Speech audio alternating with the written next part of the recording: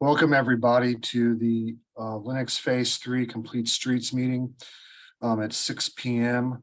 We're just going to wait for another couple of minutes as people log on, and then we'll begin momentarily. So just be patient for just a minute and wait, and then we'll get started soon. Thank you.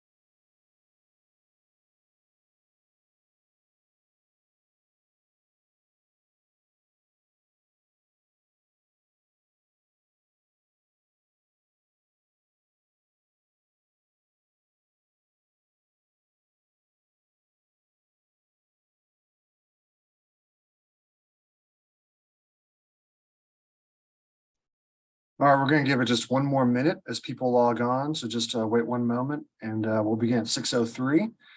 We want to be respectful of everyone's time. So thank you again for your patience, and then we'll get started.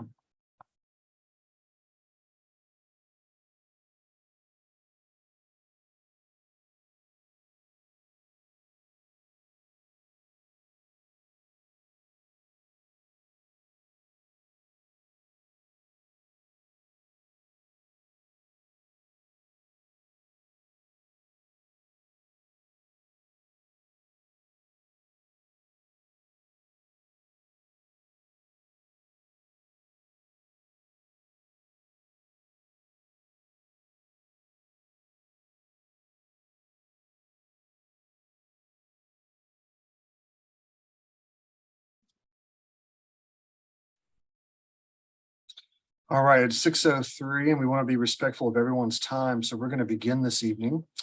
I want to thank everyone for attending this evening. You are in the correct place if you're here for the Lenox Road Phase 3 Complete Streets project. My name is Andrew Core.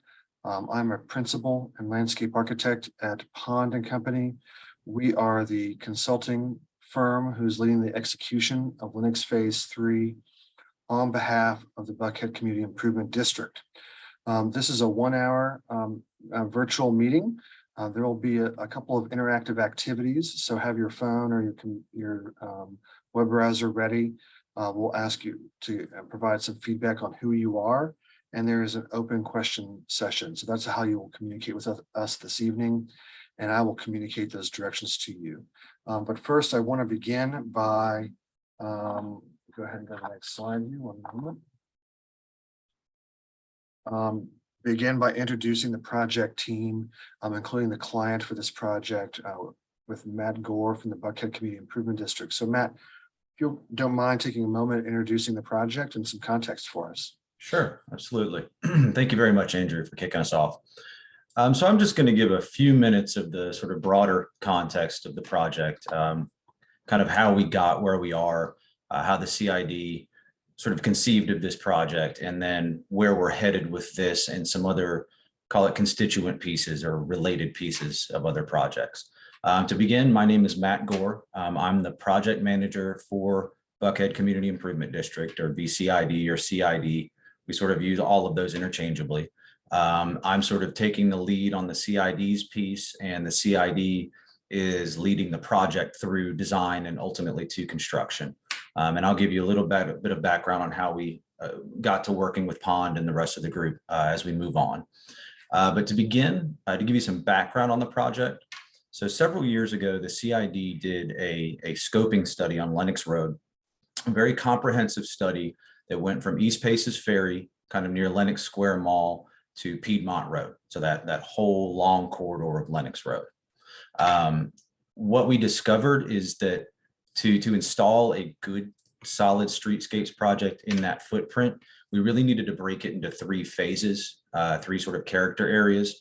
And there was some flexibility in those phases, but they each had a broader sort of resemblance within themselves than they did to the whole project. So we began with phase 1. That's by far the farthest down the line. It will be in construction likely by the end of this year. We intend to procure construction by the end of this year. We may not break ground in the beginning of next, but it's imminent. I'll put it that way.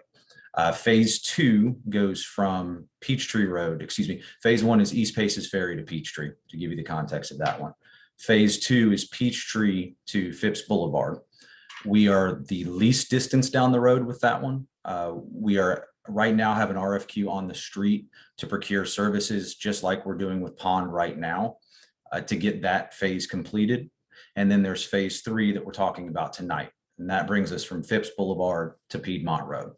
It's this section has the greatest resemblance to what I would call a highway character. In addition, as everyone present, I'm sure knows, it crosses Georgia 400, and we're talking about a pedestrian project. So in that conversation, we're talking about getting pedestrians safely over Georgia 400. The way that we're going to do that is we're looking at a streetscapes project for the entire length of that corridor that I talked about in phase 3.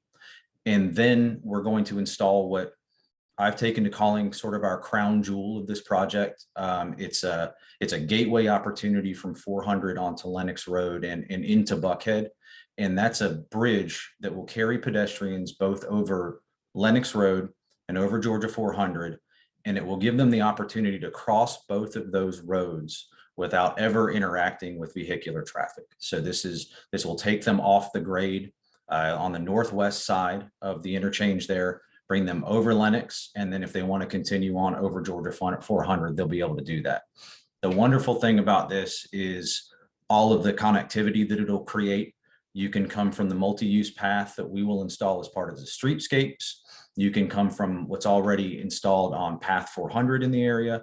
And down the line several years, you'll be able to access Hub 404 or that park over Georgia 400, all from this bridge. And we'll design the bridge to interact with the park, but it doesn't require the park. So this is sort of a discrete project that is able to be built, and then the park can be added on, and it will be seamless. So it's a really, really wonderful opportunity to frankly to transform this corridor.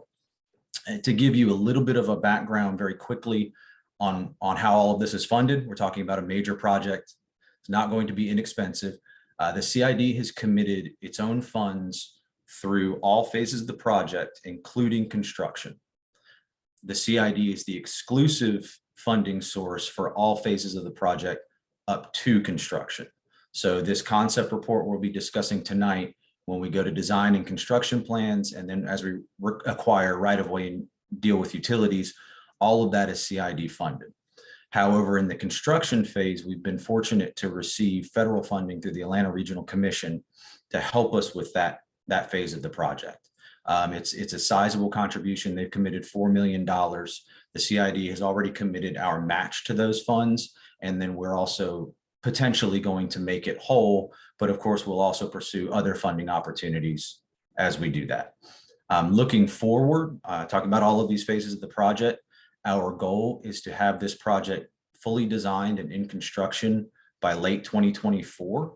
That's a very ambitious goal for a project of this magnitude, but it's one that we are currently, we believe, on pace to meet. So it's a really sort of fast paced, but great opportunity project. And then finally, before I hand off back to Andrew, Pond came onto this project. The CID procured Pond through a competitive selection process.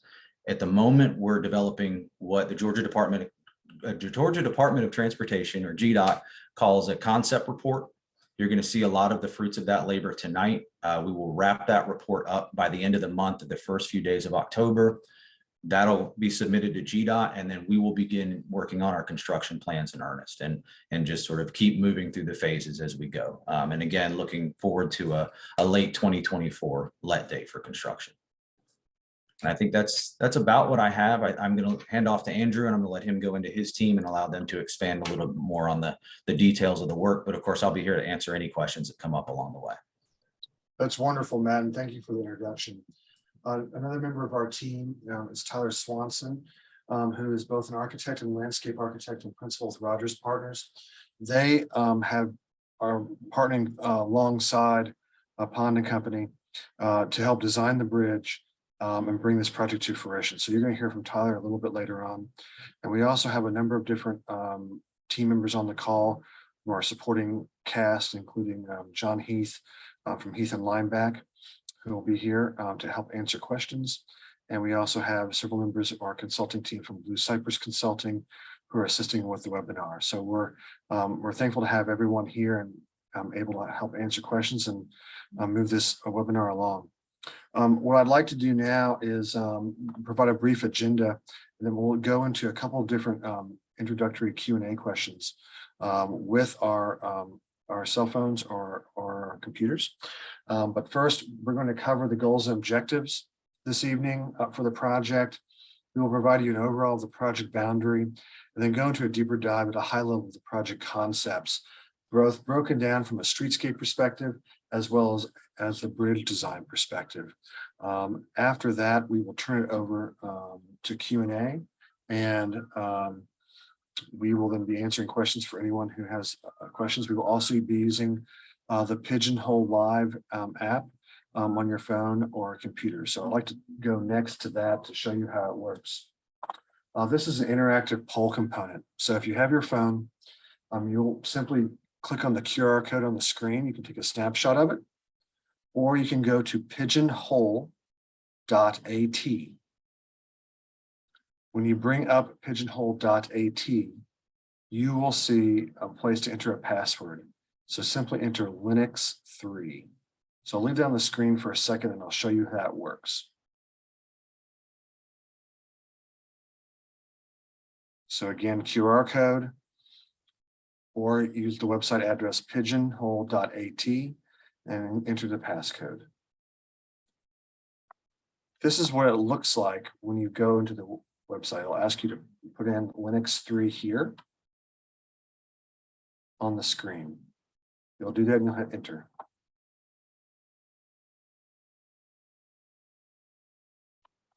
You'll have a couple of different options. This is just a sample, but you'll have a couple of different options. There's an introduction poll as well as a live Q&A. So at any point in time you would like to ask questions, you can enter them there and we will address them at the end of the presentation. There will also be options to options to vote up or down for your particular question. So please, if you see a question you like, vote it up. And you also have opportunities to comment on each of those questions. We also have an introductory poll of three questions we'd like to have you all provide input on. So if you don't mind going and doing that now, and we'll go to that momentarily.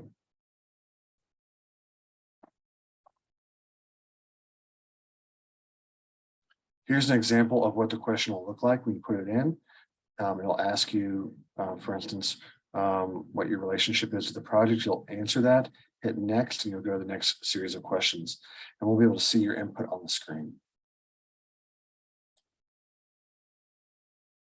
So here's the first question, question 1 of 3. This is which best describes you. We have 8 participants and 9 votes. There's still several other attendees on the call, so we'll give it a moment.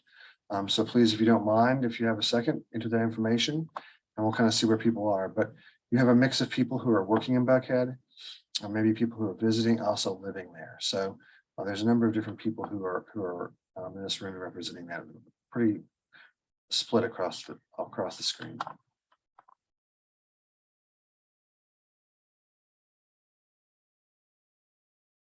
We'll go to our second question, which is, how would you best describe Lenox Road around Georgia 400?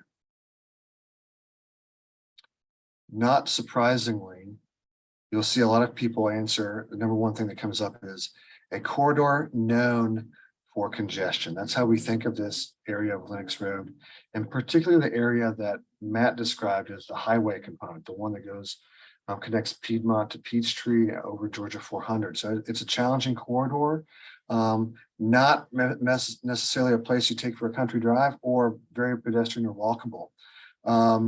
But the idea would be that it could be a signature road. Lenox has a great name associated with it.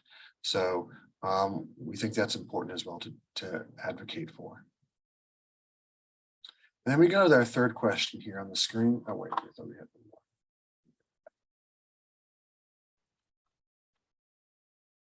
more. There's our third question. I'm sorry. Lots of votes on this because you could choose all that apply. One of the questions last question we wanted to hear from you all is, what improvements does Lenox Road need? And you can select all that apply. As you can imagine, a large percentage of this is congestion mitigation. But a lot of people also said sidewalks are important, bicycle facilities, even more retail activating the corridor, which is great to see that as a solution, and connecting to Path 400, even some beautification. So there's a lot in there. It's a lot spread out. Obviously, congestion mitigation is something we all want on the corridor. And we'll talk a little bit about how we approach the congestion mitigation in advance of this project. So great feedback. So thank you all for sharing.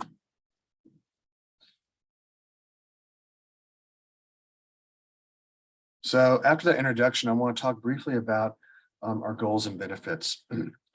Again, there's kind of 5 key benefits that we see that are overarching, that have risen to the top. One is economic development. We think it'll really help spur additional economic development along this corridor. Improved MARTA ridership, because there's greater connectivity between the both sides of the corridor and north of Lenox as well. A big one for us is improved pedestrian connectivity and safety. Something that stood out from the original 2017 vision plan was how we can make this corridor more safe. And along with that, hey, this is Georgia 400 Lenox. It is a distinctive gateway. But when you come off the corridor today, you don't feel like you're entering a special place. You're simply driving on and coming up onto and exiting Lenox Road, onto Lenox Road, or leaving Lenox Road. And we want to be able to make that experience better for the visitor, the resident, or the business person. And along with that is updating the corridor aesthetics. So you'll see some discussion of that as well as making it unified. The plans for Lenox Phase 1 are being finalized, and our goal is to really feel like it's unified between Lenox Phase 1 and Phase 3, so the entire corridor is connected. As Matt mentioned, he gave you some great background on this project. You can see the bullet points below. Again, the 2017 plan was always focused on making it more walkable and connected. We also recognized in 2017 that we wanted to look at operational improvements to the point about being congested and how could we make it better. And there was a subsequent study that looked specifically at this intersection and other intersections within the corridor. And the conclusion was there are limited, if any, impacts you could do to really make the congestion better. You're kind of set as it is in terms of what the intersection looks like at Lenox Road and Georgia 400. You can't expand wider. That doesn't help with congestion, number one, and number two, the physical constraints don't exist. So we're kind of locked in physically, and we looked at the operational improvements and really wasn't going to improve performance at those intersections or adjacent intersections. So we had to go back to the drawing board, and that's what Buckhead CID did. So they began looking at further. We can't have people cross at grade and make it more connected at the roadway level. What can we do for pedestrians and still reach those original goals of making it walkable, making it connected, making it a placemaking opportunity? So that's where the idea of this original, this idea of the connection over Lenox. At that same time, the vision for Hub 404, which was known originally as the Park Over 400, was being realized. So those original concepts were in conjunction with this study. And so these have all started coming together now, as you'll see here momentarily. And as Matt mentioned, we are in the concept development stage, and depending on how fast we can go, we'd love to be under construction in late 2024, or as I've noted here, beginning in 2025. So certainly we want to keep the momentum going for this project. And we're here today to kind of tell you where the final concept looks like and where we're going to move forward with.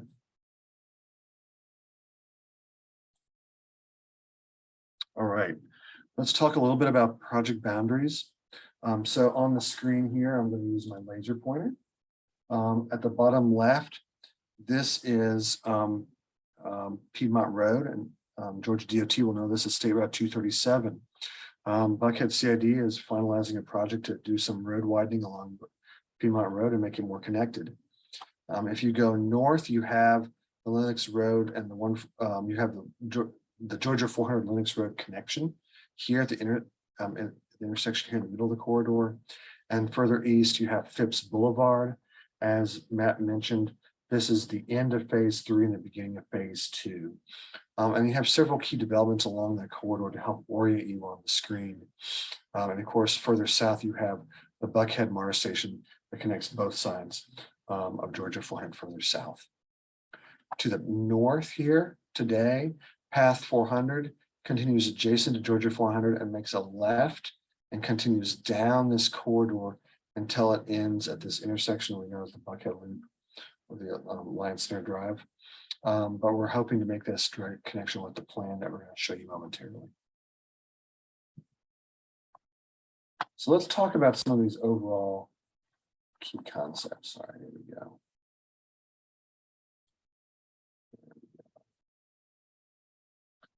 First and foremost, we're looking at pedestrian connectivity. What that means is we're looking at key moves on both sides of the road where it makes sense. You'll see that we're prioritizing now really improvements along the south side of the road with the yellow up along this corridor and this connection here, along with bicycle pedestrian connections on the south side of the corridor. Ultimately, these can continue east to Peachtree Road. There is a project along Wyuka Road that will be led for construction soon, which will include a cycle track.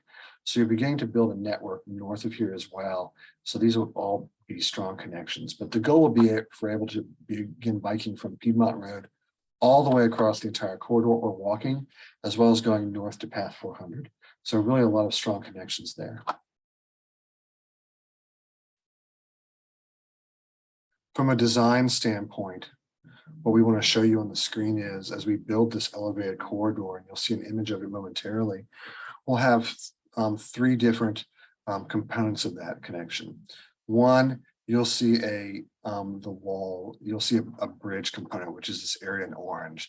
This is the elevated structure you've seen a couple images of already over the corridor. Those will then transition into walls in green on both sides of the corridor, which will have walls, and then we'll continue down to add grade at further locations along the corridor. So we'll have a number of structure, both walls, both bridges, and then of course add grade as well. So there's a significant amount of infrastructure to make this corridor successful and walkable.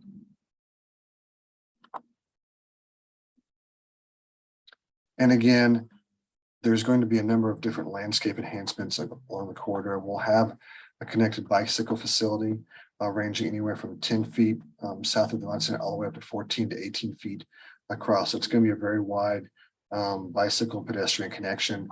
We're going to upgrade the aesthetics of the current medians and to do street trees, to do little pocket elements where we can have seating and other elements where it's potentially advantageous. I'm really trying to unify and connect the corridor aesthetically. So we're looking at opportunities to do that in various places along the corridor. I want to give you a sample of what we're looking at, what it might the corridor might look like in the future. So I've got a series of 3 cross sections. One at the bottom here near Atlanta Tech Village and Piedmont Road, one where you'll see the interface with the bridge, and one down near the Alliance Center and Phipps Boulevard. So let me begin with those momentarily and see kind of the improvements we're focused upon. As you can imagine, it's a wide corridor, and we're not changing anything operationally in the corridor. I want to be clear. This is really a bicycle pedestrian project, so it won't impact negatively any type of traffic operations already on the corridor. But you'll see where we're going to make some aesthetic improvements to make things consistent, such as granite header curb throughout the corridor where it makes sense. So it's consistent with other parts of Peachtree. We're also going to introduce on the south side of the road, and this is looking east and north from Atlantic Village, a multi-use side path here, right? In this particular area, it's going to be 10 feet wide. We'd love to have a little more, but we are restricted by existing development. So we'll do the best we can and make it as functional as possible and make it consistent. So there's an expectation for the bicycle pedestrian in this segment. So as you can see, very targeted improvements along this section of the corridor. Now, this is a very different section. We're now near Georgia 400. And so this really represents what's happening in and around the intersection itself. You have the existing corridor at the top of the screen. And then what you'll notice here is what we're really going to be focused upon is improving some aesthetics at the street level to make it consistent. But also what you'll see is here's this introduction of this bridge and park space above, right? This linkage, this bridge. So this is the representation. It'll have a minimum of 17.5-foot clearance from the roadway, meeting Georgia DOT standards, as well as the offset. So we're really trying to take care and align ourselves with Georgia DOT policy and standards and guidelines where at all possible. So taking account for that. And there'll be 3 different locations where you'll have large foundations for the bridge on both sides of the Georgia 400 on and off ramps on the south side of the road, as well on the north side of Lenox. So 3 locations where they all come together and to structurally hold the bridge together. So this is an example of kind of what that would look like. Aesthetically, it will be treated very well and very nicely. So it can uniformly link everything together. And finally, as we move further east and north over to the Alliance Center, again, what you're going to see is the pathway along the corridor is going to be much wider. On this side, a 14-foot multi-use path, there's a lot of room for buffer there. We want to take advantage of that. We want street trees, lighting, safety, all those great things. We want to have a good streetscape, excuse me, to be a part of that. So we'll have that consistent connection as well. What we want to end with is a couple of different images of what some streetscape materials and a couple of different images. So as an example, a series of street trees, native landscaping, things that can be maintained well by Buckhead City and their partners. We'll introduce what we like to call as cavity decking. It's a synthetic wood material, but we've used it elsewhere. It's treated materials that really stand out and weather over time. We've used this material on Lenox Phase 1 as part of a boardwalk concept that we're instituting, and we'd like to see it here in key strategic locations to make that uniform connection. And then you also have, we're showing this monotube traffic signal. We're investigating this as a way to clean up the aesthetics of the interchange of Georgia 400 and Lenox Road. As you come off right now, you have all these span wires, lots of different multiple poles. This allows to unify that and have all the signals potentially on one pole, which will make managing that corridor a lot easier from a maintenance standpoint, and it'll clean up the corridor. And then finally, just a couple images from bookending the corridor. This is at the western end of State Piedmont Road. You're sitting on Piedmont Road, looking north and east along the corridor. You can see an activated plaza space. Right now, Tech Village has a great little kind of quiet plaza space on their property, but it's kind of congested and tight. We want to clean that up, make it simplify it, and make it a much safer connection on this end with consistent treatment of materials. And let's go to the opposite end now. This is a very different, a little bit different context, a little wider space. This is at the Alliance Center. I'm standing on Phipps, right? Behind me would be Peachtree, looking towards Georgia 400. This is the other end of the project. And what you can see is we're alluding to really activating kind of what is open space today. There's nothing existing right there in terms of really any activities. There's simply a restaurant in the back. Really saying this is a great way to activate this space and aliven the space up. It's both a gateway further west as well as in the Alliance Center. And so it'll really be a great opportunity, we believe. So looking, as I mentioned, advantageously for areas to activate the corridor and make it much more pedestrian friendly as we introduce that consistent 14-foot bike facility through this area.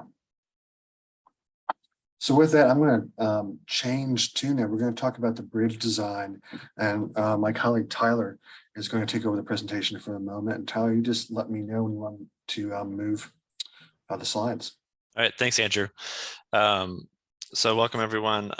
Sort of building on what Matt and Andrew have set up, this bridge was initially conceived with some major pedestrian and bicycle connectivity challenges in mind.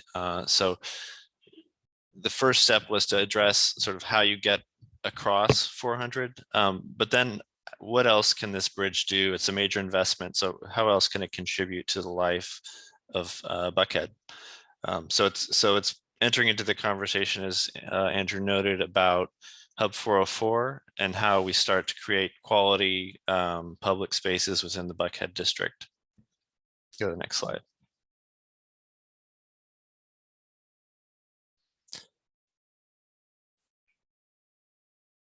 So this is a similar rendered plan to what we saw earlier, really trying to call out some key moments along the length of the bridge. Obviously, there's the connection to the north to path 400, and then the connections to the east and west. Right over 400, we're looking at places to actually expand the bridge. There are some natural moments within what the structure allows, and also future plans for Hub 404 to create actual spaces where people could sit in shade, meet, gather, and just take a moment to see the sort of the view from up high there. Next slide. The bridge is also conceived as contributing to the experience of vehicular traffic. So it's something that you'll see as you drive down Lenox Road. It needs to contribute to this improved streetscape experience. So being mindful of the experience and aesthetics from all angles. It's obviously a very high profile location. It needs to reflect the aspirations for Buckhead and the future sort of vision for Hub 404. What you're seeing on the left is one of those wall conditions that Andrew pointed out early on, where the bridge starts to touch down. And so there's a structured wall that would replace the sound wall that exists there today, but envision now as sort of a buffered landscape condition that starts to have a dialogue with the improved medians and other streetscape improvements. Go to the next slide. Up on the bridge, working within the GDOT requirements, but trying to make it something a little different from what you typically might see on a pedestrian bridge. First, it's wider than a typical pedestrian bridge, which allows for both pedestrian and bicycle traffic to kind of to move more easily through that space.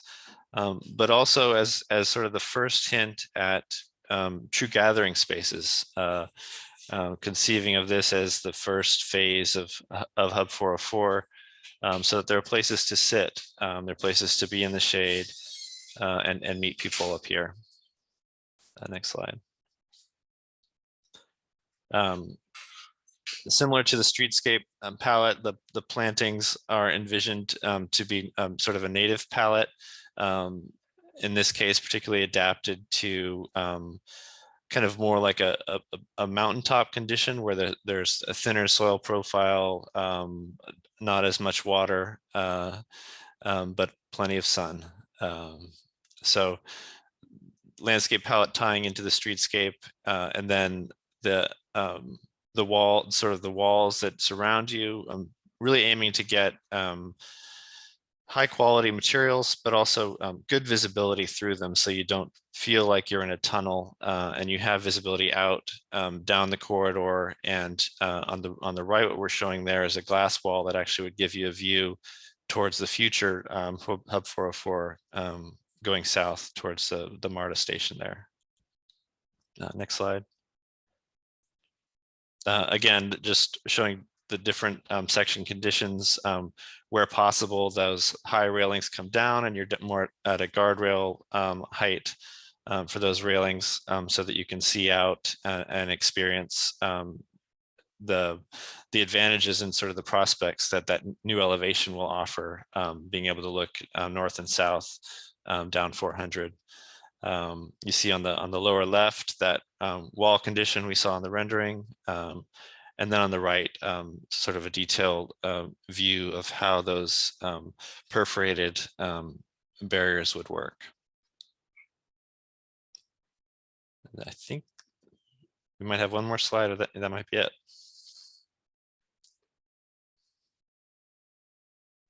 Thank you, Tyler. So as I mentioned before, we have a Q&A component to this, and we wanted to hear, obviously provide feedback for everyone else to answer questions about. But we kind of want to give you an overview of both the streetscape and the bridge, and then transition to any Q&A you may have for the remaining time we have until 7 p.m. So as a reminder, on the screen is how you can access Pigeonhole AT. You have the code there. There are two comments there. One is for the original questions we asked you, multiple choice. There's also a Q&A section to answer questions. So again, we put your passcode in here like it's shown. You enter, for example, the Q&A section will say enter this Q&A. You can type your question, ask it.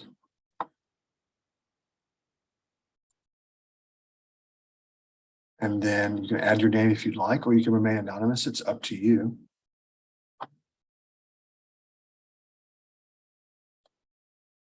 And I think this is a great part of this. If you see other questions you like on here, you can vote them up, and they will rise to the top on the screen. You'll see momentarily as you ask questions. So feel free to input several questions at once.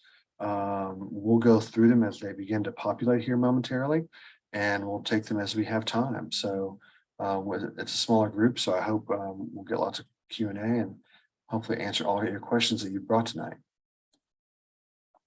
So as you can see on the screen, if you have your app up, there's a couple of questions brought up about materials, and we'll just wait a couple seconds as they come up. People can vote on them, and then we'll go to town. There's another third one that's great as well. As you see these as an attendee, again, you can vote for them up or down on your screen so they can rise into the top. So I'll wait just a second as we input some of these, and then I will field the questions and facilitate those to the correct options there. So I'm going to go ahead and begin with the one that has one vote. I'll turn off my laser pointer first. We don't need that. We'll go ahead and click on that and bring it to the top of the screen so we can all see it. The question is, are there other options under consideration for the wire mesh barrier? Tyler, I'm going to turn that to you because you described that briefly. We would love to kind of go do a deeper dive. There's a couple questions about this. So we'll start with Sure. Yeah. So there certainly are other options available and being considered. As Andrew mentioned early on, we're in the concept phase for this. So we're not looking at specific materials yet, but really trying to get some ideas about goals for the materials. I think the goal, as I mentioned, is really trying to get transparency so that you can see out and also have a not such a claustrophobic feeling up there on the bridge, while working within the constraints that GDOT will allow there. But the color is not selected, the mesh is not selected. It's all, I think it's all open for input, and we're still working through the actual details. Great, thank you. There was a question about the colors, and so I'm going to click on that one. It was asked as well if you want to add anything to this, but I think, as you mentioned, we're still in concept development, testing out ideas. Yeah. So I think we'll dig into that and figure out what makes the most sense. I mean, some materials have natural colors to them. Others are painted. I think it's a little bit open at this point, but we needed something for a rendering, something for a cost estimator. So that's where we are today. Thank you for that. There's a couple other questions from Glenn, so I'm going to start with the first one on the left. We'll bring that up. Are there any plans to reduce the road noise? And we have, that's always a challenge in that corridor. There's some sound walls now, Lynn, along that area. There will be some additional walls being built on both sides of the bridge to do that. You need a significant amount of infrastructure to separate the noise from the roadway between the adjacencies, and we want to activate this corridor as much as possible. So it's really a fine line between blocking off the entire corridor with how do we mitigate what is a very urban condition. So I don't know if Tyler, you want to add any more to that about that, but I think it's kind of it is a challenge. It's a loud space, so whatever we can do to improve that, I think is always the goal. Yeah, and I think because of the constraints of what we're talking about for what's essentially a pedestrian and bicycle bridge, we don't have the width to be able to do solid walls and have it be a comfortable space. I mean, you need solid walls really to kind of to stop that noise.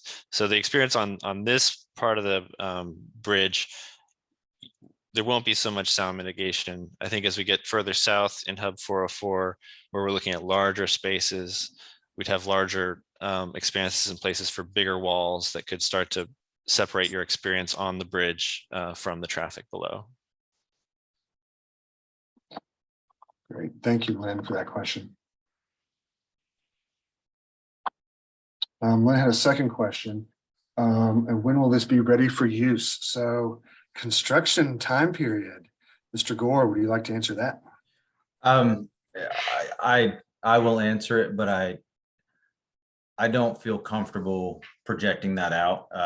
This is such a big project that, we're saying we're hoping to get it to construction 2 years from now, which is an ambitious timeline. And even if we hit that, it takes a lot of time to get a project like this under construction.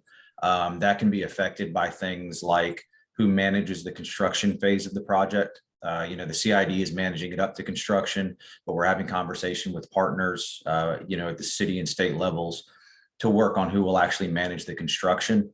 And for that reason, it wouldn't be right of me to offer anything except that if we can get it to construction in that, call it fiscal year 2025 timeframe, so late 24, early 25, I would expect probably a couple of years of construction. And Andrew, you can correct me if I'm wrong, but from what we've seen on similar projects, I think that's a reasonable time frame. Any more than that would be potentially making commitments on behalf of organizations for which I can't speak. So I'm sorry, I can't give a little more detail than that, but it's kind of how these projects go. I think you're right. 18 to 24 months, 18 is very aggressive. You have to remember, it's not a typical streetscape. We have two distinct elements trying to meld together. There's a lot of complexities to this, and there's only certain ways we can construct the bridge at certain periods of the day, frankly, and working within.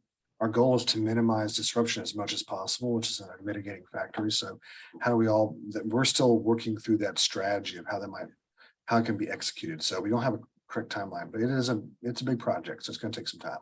Yeah, and that's true. And Lynn, and I would encourage you as the project moves forward, that'll come into focus a little bit more there, because we're still in the concept phase. There may be things that we don't fully understand in terms of what it's going to take to build this project. So when we get a little bit closer to construction, we should have a much better schedule at that time. We got a bunch of them on here, so we're just going to kind of left to right and kind of begin. What happens to the brick wall by path 400 that provides pedestrian access to Ivy Road? Where will the bridge be located relative to that access point? So Matt, are you familiar with that connection? That's on the north side of the road, am I correct? Yeah. Yeah, it's right there. There's on the Buckhead wall, kind of towards the tail end of it going toward 400, there's a little bit of brick wall there, and you're able to access path, the neighborhood's back there and access path. I don't think there's any reason to believe we would remove that access. We're not, at least as the concept stands right now, we're not looking at removing much of anything. We're only adding. And because of that, I don't feel any reason we would need to take away that access. If for some reason we did, we would absolutely look at a way to restore it, at another point. And Tyler, I know you're doing, a lot of this work as well. If I'm incorrect, please correct me, but I really feel like we're this whole project has been what can we plug into what exists, and because of that, I don't anticipate taking that type of access away. That's right, Matt. Yeah, the bridge in the concept would basically, there's a fork. You can keep going on path 400 as it is today, or you can go off on this bridge over Lenox Road. So it's really just adding, as you said. Great question, but we want to maintain access. I think more access, the better. So that's a great question to be asked.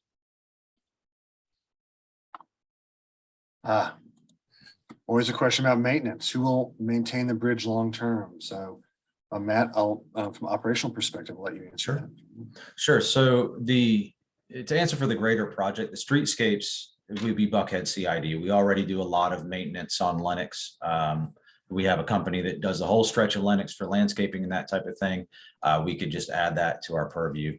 The answer to the bridge long term, the CID would maintain it, at least when it first went in. It's something we built, it's something we're adding, and we do most of the maintenance of the right of way throughout the CID's footprint. Major repairs and that type of thing will work with the appropriate governmental entity, but we do all of the landscaping and the CID in the right of way. We do cleanups, we do path 400 cleanups. So it's reasonable to think that as long as this stands as a separate project, it would likely be the CID. Down the line, as Hub 404 comes online, there may be some conversations about Hub 404 doing some maintenance work, but that's very speculative. And that's assuming a lot of things. But I will say the CID has the capacity to maintain all of this, and the partners that we have can augment us if we need any help. And then down the line, there may be different conversations when Hub 404 is there. Great, thank you, Mr. Gore. I'll continue with the top left one. So this is kind of talking about the I interpret this to be the continuation of Hub 404. Will there be images shown tonight of the bridge as it connects to Hub 404? And so, Tyler, I'd say, and Matt, we're not there yet, but we're thinking. I think I'd say we're from a constructability perspective, we're looking forward thinking about how this particular project links to Hub 404. But that design connection has not been fully vetted per the original vision. So, yeah, and we haven't anticipated where it would connect in, and we've worked with Heath and Lineback to understand how this project can anticipate that. Should that happen in the future? So we're definitely planning for the potential of Hub 404 to tie into this, but the actual design for it is not done yet. Great. So there'll be more to come as that design progresses, to be sure. Okay, last one currently on the screen, we'll go ahead and do. Any plans to connect the walkway over Phipps Road to connect to the Wyuka Road Signature Street project? Right now that I know of none, Matt, but physically the corridor is can be retrofitted, I think, pretty easily to make that connection. There's a lot of wider sidewalks that could become trails. I mean, I think there's some opportunity, but currently there are no plans at this moment, right?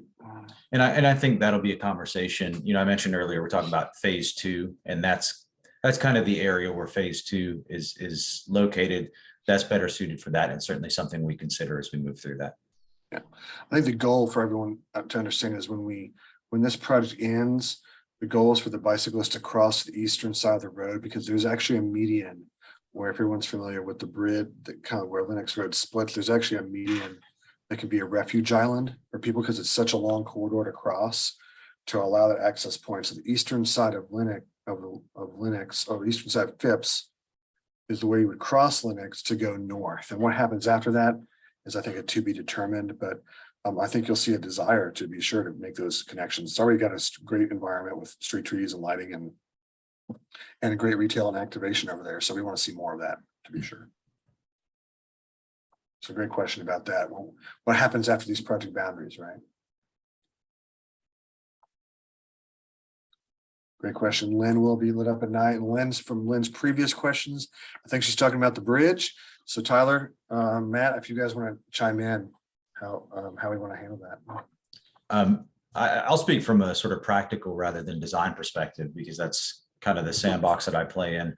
it's very hard to imagine putting in an amenity like this and not lighting it. You know, both for safety, certainly for safety reasons, for use reasons. You know, you want people there at dusk as well. Tyler can speak to whether or not that will be practical, but I have to imagine it would be. But I can say from the CID's perspective, we have not made a commitment to that, but working on these types of projects, it would be an exception if we did not light it. Let me put it that way. Yeah, so I think we're talking about two things. There definitely will be lighting on the bridge, and we've already started to look at a design strategy for that. The cost estimate will include that. So that's about the experience on the bridge. It will be a lit trail. And then lighting underneath, I think, is also part of the conversation, and that's not determined yet, but I think it would make sense that you would have it lit in both ways, so that it's contributing to the streetscape as well as the experience above.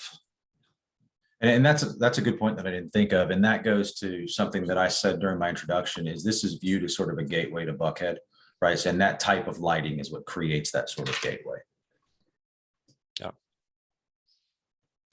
Thank you both. So those are all the questions we have now. We just have a few minutes left. There's going to be actually a 2-week period to ask additional questions and leave comments. Buckhead Community Improvement District has a project landing page for this particular project. I'm going to go to it now. I feel like it's a good time to transition to that. And I'll double check before we quit, make sure there's no other lasting questions.